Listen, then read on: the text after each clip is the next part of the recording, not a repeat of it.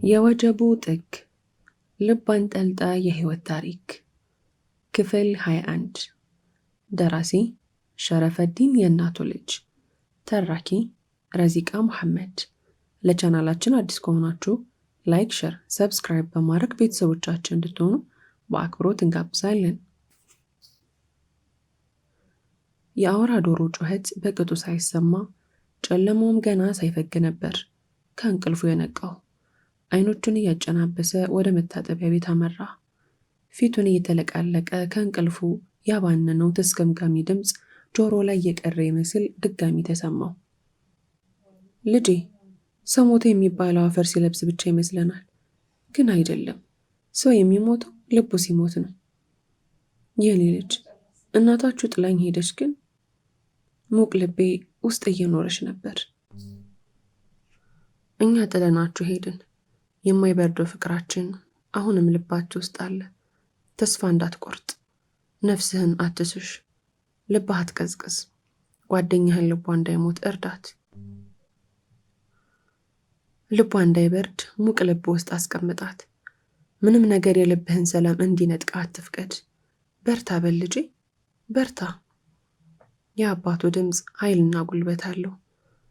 እናቷ አትናገርም፣ ፈገግ ብቻ ትላለች። የእናቱን መልክ እንዳይለየው ኑር አይኑን ጋርዶት ነበር። እማ፣ ምን አለ አንድ ቀን እንኳን ፊትሽን ባየው ሲል ተመኘ። ጓደኛህን ልቧ እንዳይሞት እርዳት። ሰው የሚሞተው ልቡ ሲሞት ነው። የልብህን ሰላም እንዳታጣ። ፊት ለፊቱ በተሰቀለው 4x4 በሆነ የቁም መስታወት ውስጥ ምስሉን እየተመለከተ ሳይታወቀው ቃላቶቹን ድምፅ አውጥቶ ተናገራቸው። ስለ እናት እንዴት ሊያውቅ ቻለ? ስላለንበት ሁኔታስ? ይሄ ነገር ህልም ነው ወይስ ራእይ? መስታወት ላይ ከሚያየው ምስሉ ጋር ተፋጠጡ። አንዳቸውም ግን ሊመልሱለት አልቻሉም። እበረታለሁ አባ፣ እበረታለሁ። ለድካሙ መርኮዝ ያገኘ ያህል መንፈሱ እንደተነቃቃ ከመታጠቢያ ቤቱ ወጣ። ጨለማው እየገፈፈ ነው። ሁለቱ እርግቦችና አሻንጉሊቷ ባስ ውስጥ ናቸው። ከሌሊቱ 11 ሰዓት ተኩል ገደማ ጥምልምሎ አውቶቡስ አጓርቶ ተነሳ። ጉዞ ታሪኩ ወደ ጀመረበት። አምሽተው ሸገር ገቡ። አክስታቸው በናፍቆት ተቀበለቻቸው። ጥሩ ምግብ፣ ቆንጆ መኝታ ተዘጋጅቶላቸው ነበር። ትዕግስት ራሷን ባትሆንም እንግድነትና ቤተኝነት ሁለቱንም በጥምረት እንዲሰማቸው አድርጋ ነው የተንከባከበቻቸው። አክስቴ፣ ውዴን ጠብቂያት፣ ተከታተይልኝ። ወደ ውጭ እንዳትወጣ፣ ልትጠፋብሽ ትችላለች። የሆነች ጉዳይ አለችኝ፣ ደርሼ እመጣለሁ አላት። ቁርስ ሳይበላ ሻዩን በቁሙ እየተጎነጨ። ሆ፣ ልጄን እንዴት መንከባከብ እንዳለብኝ ለእናቷ እየነገርክ ነው? የዘንድሮ ልጆች ጉድን የምታሰሙን። በልጥፋልኝ፣ ሄድልኝ ወደዛ ቦዘኔ አለችው ለመሳቅ እየዳዳት። እርግቧንና አክስቱን በየተራ ጉንጫቸውን ስሙ ሰላም አሉልኝ አላቸው በአክስቱ ንግግር እየፈገገ። እግሮቹ ዘካርያስ የታሰረበት ማረሚያ ቤት ወስደው ጣሉት። እስረኛ ለመጠየቅ ነበር አለ አለምነህ ውጭ ከቆሙት ጠባቂዎች መሃል እንዲያናገሩት ጠጋ እያለ።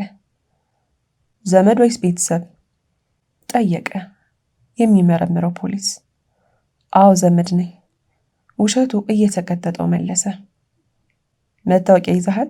እባክህ አሳየኝ አለው ፖሊሱ።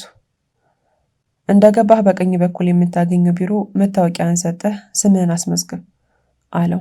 ጥቂት ሰከንዶች ያፈጠጠበትን መታወቂያ እየመለሰለት። አለምነህ የተጠየቀውን ሁሉ አሟልቶ ዘካርያስን ቢጠብቅም ሊያየው አልቻለም። ዘካርያስ የሚባል ሰው በማረሚያ ቤቱ እንደሌለ ተነገረው። እብደት እንደ ቀልድ ጀማመረው። ሃሃ እስኪ ፈርስ ድረስ ፖሊሶቹ ላይ ሳቅባቸው። ቀልዳቸው ያስቃል። ቆይ እንዴ ልሳቅ አልቻልኩም ብሎ አሁኑም ከት ብሎ ሳቀ። ወንድም ያበድክ እንዴ? በላሁን ቢሮውን ለቀህ ውጣ አለው። በመካከላቸው አንደኛው ጣቱን ወደ በሩ እየጠቆመ። አሳበዳችሁኛ? እድሜ ልክ የተፈረደበት እስረኛ ስንት ነፍስ የቀጠፈ ጭራቅ እንዴት የለም ትሉኛላችሁ? እናንተ ውሾች፣ እሱን ለማስመለጥ ስንት ቦጨቀላችሁ። ደም ስሮቹ ተገታትረው ይታያሉ። አለምነህ ሕግ ቦታ እንዳለ ዘግቶታል። በሕግ አምላክ ስነ ስርዓት ያዝ፣ እንደ ከሰ እያደረግከኝ ነው አለ የማንነት መመዝገቢያ ቅጹን ሲሞላለት የነበረው ፖሊስ እስክርቢቶን እያወዛወዘ። ሕጋችሁማ ለእኛ ለምስኪኖቹ ነው የሚሰራው፣ እኛ ላይ ብቻ ነው የሚሰራው አይደል? ይሄ ጠረጴዛው ላይ የከመራችሁት ፋይል ወረቀት ላይ ብቻ የሚሰራ መሬት ላይ ያልወረደ ኮተት ነው፣ አያስፈልግም። ጠረጴዛው ላይ የተደረደሩትን ቁሳቁሶች አተረማመሳቸው። ክፍል ውስጥ ረብሻና ትርምስ ተፈጠረ። እዚህ ምን እየተካሄደ ነው? አለ ግርግሩን ሰምቶ የመጣው የመርማሪው ኃላፊ። መለያችንን እየሰደበ እያንቋሸሸ ነው። አለቃ እንዲከሰስ ፈልጋለሁ አለ ቀድሞ ሲያወራው የነበረው ፖሊስ። የኔ ወንድም እዚህ ችግር ባትፈጥር ይሻላል አለ ኃላፊው ከላይ ወደ ታች እያየው። ችግር ነው ያልከው? ትሰሙኛላችሁ? ችግር ያለው እዚህ ነው። እንዴት እድሜ ልክ የተፈረደበት ታራሚ የለም ትሉኛላችሁ? እናንተ ምን አይነት ሰዎች ናችሁ? በእናንተ ምክንያት ስንት ንጹሐን መቃብር እንደወረዱ ታውቃላችሁ? ልቀቁኝ አላቸው ለሁለት ጠፍንገው የያዙትን ፖሊሶች እየታገላቸው። ልቀቁት አላቸው ኃላፊው በምልክት። ሁለታችሁ ተከተሉኝ አላቸው ማንነት መዝጋቢውንና አለምነህን አፈራርቆ እየተመለከታቸው። የታራሚውን ስም ልትነግረኝ ትችላለህ? አለ ኃላፊው ለጠጥ ካለበት ወንበሩ እየተመለሰ። ዘካርያስ አለ አለምነህ። የአባቱ ስም መልሶ ጠየቀው ኃላፊው። አላውቅም ግን ብሎ መለሰ አለምነህ። ከዚህ በላይ መቀጠል አልቻለም። አለምነህ እግሩ ወደ መራበት እየሄደ ነው። ንዴት፣ እልህ፣ ቁጭት ትንፋሽ አሳጥተውታል። ቶሎ ቶሎ እየተነፈሰ ነው። ይህችን ውሸታም ዓለም ከነጭንብሏ ሊያቃጥላት ፈለገ። በሴኮንዶች ውስጥ ወደ አመድነት ወደ ፍርስራሽነት ብትቀየር ተመኘ። ሌላ ሰው እየሆነ እንደሆነ እየታወቀው ነው። ጥላቻና በቀል መላው ሰውነቱን እየተቆጣጠረው ነው። ልብ ውስጥ ሲፈስ የነበረውን የፍቅር ዥረት ጥላቻ እየገደበው ነው። መሀል መንገድ ላይ ተገትሮ ሁሉንም እጨርሳቸዋለሁ፣ አንድም የሚተርፈኝ የለም፣ ሁሉንም ወደ ገሃነም እልካቸዋለሁ አለ ሳይታወቀው ድምፁን ከፍ አድርጎ ጣቱን እየጠቆመ። በአጠገቡ የሚተላለፉ መንገደኞች አንገታቸውን ዘንበል እያደረጉ እየተመለከቱ ሁሉም ወደ ጉዳያቸው ይሯሯጣሉ። አስተያየታቸው ጨርቁን ያልጣለ እብድ የሚል ይመስላል። ወዲያው ጭንቅላቱ በህልሙ በሰማው ድምፅ ተሞላ። ልብህ እንዳይሞት ተጠንቀቅ፣ የልብህን ሰላም እንዳታጣ። ነፍሱ ታወከች። ይህንን ድምፅ ድጋሚ መስማት አልፈለገም። በሁለት እጆቹ ጭንቅላቱን ጨምድዶ ይዞ በቆመበት ቁጢጥ አለ። ድምፁ ግን አሁንም አልተቋረጠም። የልብህን ሰላም እንዳታጣ። አልችልም፣ ከዚህ በላይ አልችልም አባ፣ ተወኝ፣ ብቻዬን ተወኝ። እንደ እብድ እየለፈለፈ በአቅራቢያው የሚገኝ ግሮሰሪ ውስጥ ተሸሸገ። በአልኮል መጠጫውን እየሞላ በፍጥነት ይጨልጠዋል። ድምፁ አልጠፋ ሲለው እያቀላቀለ ሻት በማድረግ ራሱን ለመርሳት ሞከረ። ሙሉ ቦትል እያወረደ አሁንም ጠጣ። አዎ ጭንቅላት ውስጥ የተፈጠሩ ግጭቶች እየበረዱ ነው።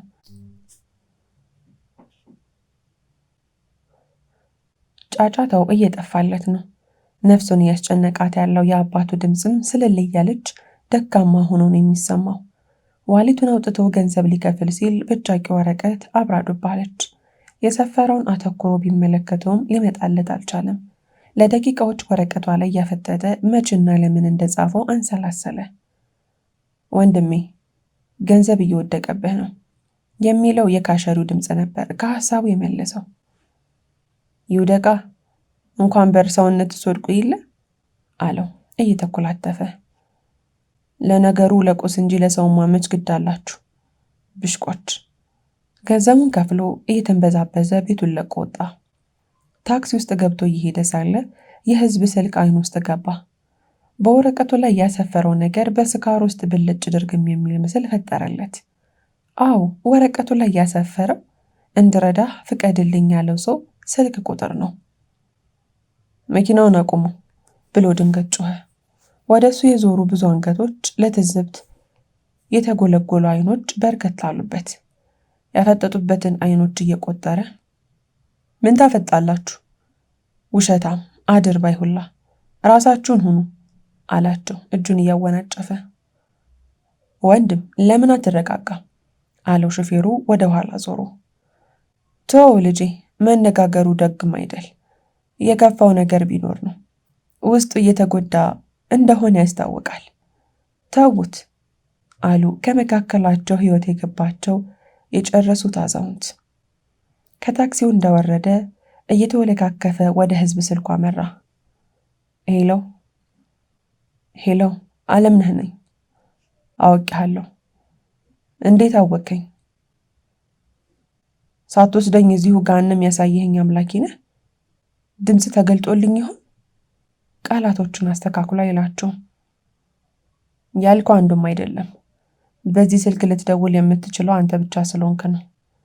እንደማስበው ከሆነ ማረሚያ ቤቱ ሄደሃል አለ ሰውየው። አሁን መዘላበዱን ትተህ ዘካርያስን ስጠኝ። ሲሰቃይ በዓይኖቼ ማየት እፈልጋለሁ። ትንፋሽ አሳጥቼ ልገለውን የሚፈልገው የት እንዳለ ብቻ ንገረኝ አለ አለምነህ እየጮኸ። ዘካርያስ የት እንዳለ ፈጣሪ ብቻ ነው የሚያውቀው። አሁን ማተኮር ያለብህ ትዕግስት ላይ ነው። መዳን አለባት። ሰውየው ረጋ ብሎ ነው የሚያወራው። እየተጫወትክብኝ ነው? ገብቶኛል። አንተ ከዓመታት በፊት ዘካርያስን እንዲፈረድበት ያደረገው ሰው ነህ። አሁንም ያለበትን ታውቅ ይሆናል፣ ግን በራስ መንገድ ብቻ ነው ማድረግ የምትፈልገው። ዘካርያስ የኔ ነው፣ ተውልኝ፣ ንገረኝ የት እንዳለ አለ አለምነህ ከጎኑ የቆመውን ጣውላ እየደበደበ። በጣም ጎበዝና ስመ ጥር የስነ ልቦና ሐኪም እልክላቸዋለሁ። በሳምንት 3 ቀን እዛው ቤታችሁ እየመጣ ያያታል፣ ይረዳታል አለ ሰውየው አለምነህ የሚለውን ችላ በማለት። ገደል ግባ፣ እርዳታን አልፈልገውም። ለፍቅሬን ይበቃታለሁ። ሲጀመር አንተ ማንህና ነው ላግዝ የምትለኝ? በገንዘባችሁ የፈለጋችሁትን ልታደርጉ ትችላላችሁ፣ ግን ልባችንን ምንም አታደርጉት። ስልኩን ጆሮ ላይ ጠረቀመበትና እግሩን እየጎተተ ሌላ ታክሲ ውስጥ ገባ። ወደ ቤት ሲመለስ አክስቱ ያገኘችው ከአለምነህ ማንነት ጋር የማይሄደውን አለምነህን ነበር። መቆም አቅቶታል። የለበሳት ሸሚዝ ወደ ቀኝ በኩል ከርፈፍ ብላለች። ጫማው በጭቃ ቦክቷል። እየተንገዳገደ ሲመጣ በመስኮቷ ስትመለከተው ልታይ አልቻለችም ነበር። ለዓይኗ ቅርብ እየሆነ ሲመጣ ነው የራሷ ጉድ መሆኑን ያወቀችው። እንዴ ልጅ ምን ነካብኝ አለችው ከጎኑ በመሆን እየደገፈችው። ምን ያልሆን ነው አለ አክስቴ፣ ግን ደህና እንውላለን እመኚኝ አላት እጁን እያወራጨ። አምንሃለሁ፣ ደህና እንሆናለን። አሁን ሻወር ተወስድና ትኩስ ቡና ፈላልሃለሁ። ስካሩ ድራሹን የሚጠፋልህ አንተ ሰካራም አለችው ጉንጩን እየቆነጠጠችው። ምንም አልፈልግም፣ መተኛት ነው የምፈልገው አላት ወደ ቤት እየገቡ። ተናገርኩ እንግዲህ፣ አሁኑኑ ነው ቀዝቃዛ ውሃ ውስጥ የምዘፈዝፍህ አለች እየሳቀች። እሺ በቅድሚያ ፍቅሬን ሊያት አለ አለምነህ ሳሎን ያጣትን እርግቡን በዓይኑ እየፈለጋት በልቡ ደግሞ እየናፈቃት። ከክፍሉ አልወጣችም እስካሁን አለችው አክስቱ ትክዝ እያለች። እንዴት ነው እስካሁን ቤቱን አልተሯሯጠችበትም? እንዴት ድብብቁሽ አልተጫወተችም? እናት ራሷን አወቀች ማለት ነው? ሁሉንም አስታወሰች? ያልተለመደ ነገር በመስማቱ ፈገግ ብሎ የአክስቱን ትከሻ ነቀነቀው። ከአክስቱ መልስ ሲያጣ ወደ ክፍሉ እየተጣደፈ ሄደ። ትዕግስት አሁንም አሻንጉሊቷን እንዳቀፈች በጎኗ ጋደም ብላለች። እንደ ሕፃን ልጅ እየተንሰቀሰቀች ታለቅሳለች። እንባዋ ሲፈስ ሲያይ ነፍሱ ሾለከችበት። ልቡ ማምቶ ከእንባዋ እኩል ፈሰሰበት። ጫማውን አውልቆ አልጋው ላይ ወጣና ከጀርባዋ ተለጥፎ አጥብቆ አቀፋት። እናት፣ ለዚህ ሁሉ ስቃይሽ መከራሽ ምክንያቱ እኔ እንደሆንኩኝ ሳስበው ያቅለሸልሸኛል። ከሷ ራቅ ያለን ጊዜ ርቄሽ ቢሆን ኖሮ በእንባ ትታጠቢም ነበር። ሳቅሽን የቀማዎች ያህል ነው የሚሰማኝ። ራሴን እጠላዋለሁ። በየቀኑ ሞቴን እየተመኘው ነው። ቅጣቴም እሱ ነው። ሞት ለእኔ ይገባኛል፣ ግን አንቺን ለማን ጥዬ? አንቺን ሳይሽ ራስ ወዳድ የሆንኩ እስኪመስለኝ ድረስ ሞትን እፈራለሁ። መኖርን እጓጓለሁ። ለራሴ ብዬ ይሁን ሞቴን የፈራሁት ወይስ ለአንቺ ብዬ አላውቅም። ቤተሰብሽን ጨርሼ መኖር ይገባኛል? ያልቀማዎች ነገር እኮ የለም። መተንፈሰስ ይገባኛል? ራስ ወዳድ ስገብግብ ነኝ አይደል? ራሴን ካጣው ቆይቻለሁ። ከምትፈልጊኝ በላይ ስለምፈልግሽ ግን ከአንቺ መራቅ አልችልም። እስካሁን በሕይወት አሉ አላት እያለቀሰ ፀጉሯን እየዳበሰላት። እኔና እህቴ ወደ ቤት መሄድ እንፈልጋለን። እናታችን ተናዳብን ትመታናለች። ይህ እኮ ቤታችን አይደለም፣ ወደ ቤት እሰዱን፣ ቤታችን ናፍቆናል አለች ትዕግስት እየተነፋረቀች። አለምነህ ከዚህ በላይ አልቻለም። ስሜታዊ ሆነ። ውጭ የቆመችው አክስቱ ለቅሶውን ሰምታ እስክትገባ ድረስ ተንሰቅስቆ እያለቀሰ ነው። የእንባ ጅረት ሰንሰለቱን ጠብቆ ከኋላና ከፊት ይፈሳል። ልጄ ምን እያደረግክ ነው? መጠንከር ባለበት ጊዜ ደካማ ትሆናለህ። ጠላትን እንደዚህ ነው የምትረታው? አክስቱ ቆፍጠን ብላ ተቆጣችው። እያት እስቲ አክስቴ ንጹሕ ናት እኮ ከበረዱ የነጻች ናት። ለእሷ ይሄ አይገባትም። ይህንን አልችልም አክስቴ፣ ልችለው አልችልም። እንዴት እንደምችለው አላውቅም። ሸክሙ ከበደኝ። ልቡን አመመው። ሊያስመልሰው ነው። አፉን በእጆቹ አፍኖ እየተጣደፈ መታጠቢያ ቤቱ ሰው ብሎ ገባ። የእኔ ልጆች እናትና አባታችሁ ለስራ ሌላ ሀገር ሄደዋል። እኛ ዘመዳችሁ ሆነን እናታችሁ እዚህ እኛ ጋር እየተዝናናችሁ ጠብቁኝ ብላችኋለች። እስክመለስ ከእነሱ ጋር እንዳትነጠሉ፣ አብራችኋቸው ሁኑ፣ እዛው ኑሩ ብላለች። ስለዚህ የፈለጋችሁትን ያህል ጊዜ እዚህ ብትቆዩ እናታችሁ አትናደድም፣ አትመታችሁም። እንዲሁም ደስ ይላታል። ይህም ቤታችሁ ነው፣ እንደፈለጋችሁ ተጫወቱ አለች። የዓለምነህ አክስት ወይዘሮ ዝናሽ የትዕግስትን ጉንጮች እየዳበሰች። ትዕግስት ከጎኗ የተቀመጠችውን ሴት ለሴኮንዶች አፍጥጣ ከተመለከተቻት በኋላ አሻንጉሊቷን እንዳቀፈች ወይዘሮ ዝናሽ ጎያ ውስጥ ተወሸቀች። ተጣጥቦ እንደጨረሰ የቤት ስልኩን አሽከርክሮ ደወለ። ሄለው፣ እርዳታ እንፈልጋለሁ። እባክህ ዛሬ ነገ ሳትል ያልከውን ሐኪም ላክልኝ። እናት ጥሩ ሁኔታ ላይ አይደለችም አለ አለምነህ ራሱን ለማረጋጋት እየሞከረ። አንተ ባትጠይቀኝም ባትፈልግ እንኳ ይህንን ከማድረግ አልቆጠብም ነበር። ነገ በአድራሻችሁ ሐኪም ይመጣል። መሰመር ያለበት ነገር ሐኪሙን ምንም ነገር መጠየቅ አይቻልም። ብትጠይቀውም ስለ እኔ የሚያውቀው አንድም ነገር የለም። ስለዚህ የማይመለከተውን ሰው እንዳታስጨንቅ፣ እንዳጠረጥረው። እርዳታ የሚያስፈልጋት ወጣት አለች።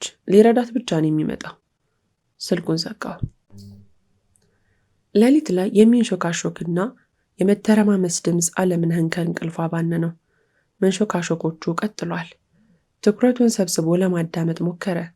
ከመኝታው ሳይወርድ ጆሮውን ወደ ትርምሱ ቀሰረ። ወዲያው ሲጢጥ የሚል የበር መከፈት ድምፅ በጆሮ ጥልቅ አለ።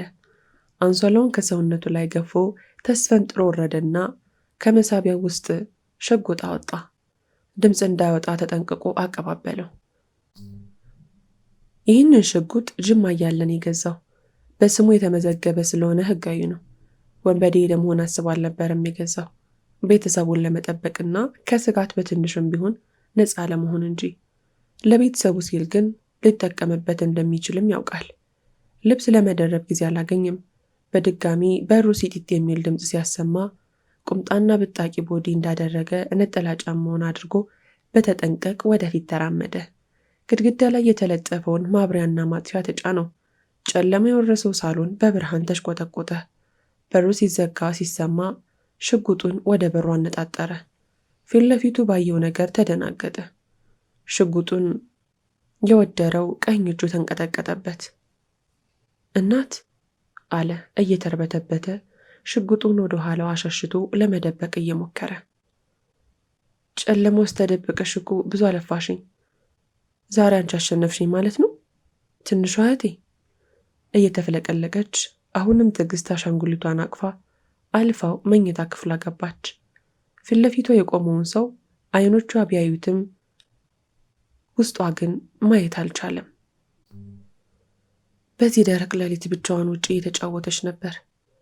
በዛ ወጣ ብትጠፋብኝ የት ብዬ ነበር የማገኘህ? ምን ሊውጠኝ ነበር?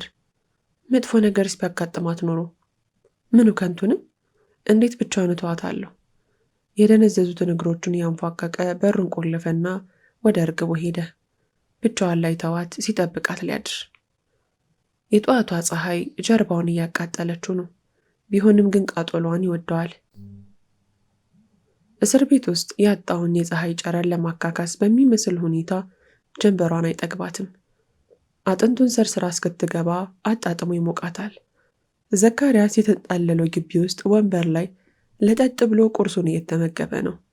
ያ ብዙ ነፍሶችን የነጠቀው ዘካርያስ፣ ብዙ ሕይወቶችን ያመሰቃቀለው ዘካርያስ፣ ስሙ ሲጠራ የሚያስበረግከው አሁንም በምቾት ቀጠና ውስጥ ነው። ስማ አንተ፣ እስኪ የዛሬ ጋዜጦችን አቀብለኝ አለው ከአጠገቡ የቆመውን ጠባቂ። 3 የተለያየ እትም ጋዜጣዎችን ከፊቱ ጎዘጎዘለት። ፊት ለፊታቸው ላይ ይዘው የመጡት አምድ ትኩረቱን ሳበው። 3ቱንም ጋዜጣዎች አገላበጣቸው። ተመሳሳይ ነገርን የለጠፉት በሕገ ወጥ የሴቶች ዝውውር ተከስተውና በሕግ ተፈርዶባቸው ወደ ማረሚያ ቤት የወረዱት አቶ በረከት ፍቃዱና ወይዘሪት ሉሊት በእስር ላይ ባሉበት በአሰቃቂ ሁኔታ ተገደሉ። አስከሬናቸው ሁሉም ቦታ ተበታትኖና ተቆራርጦ የተገኘ ሲሆን አስገራሚው ነገር ደግሞ ሁለቱም በአንድ ሌሊት ሕይወታቸው ማለፉ ነው። ፖሊስ እስካሁን ማስረጃ አላገኘም። ገዳዩ ዱካውን እንኳ ያልጣለ አደገኛ እንደሆነ የተናገረ ሲሆን የሁለቱም ገዳይ አንድ አይነት ሰው ሊሆን እንደሚችል ተጠቁሟል። ዘካርያስ ጋዜጣው ላይ የሰፈረውን ሙሉ ዝርዝር አልጨረሰውም። ሉሊትና ቤካ ተገደሉ አለ በውስጡ። ጋዜጣውን ጠረጴዛው ላይ ወረወረውና ጁስ የያዘውን ብርጭቆ አንስቶ አንድ ጊዜ ቀመሰ። ክፍል 22 ይቀጥላል። ታሪኩን ከወደዳችሁት ላይክ፣ ሼር፣ ሰብስክራይብ ማድረጋችሁን እንዳትረሱ።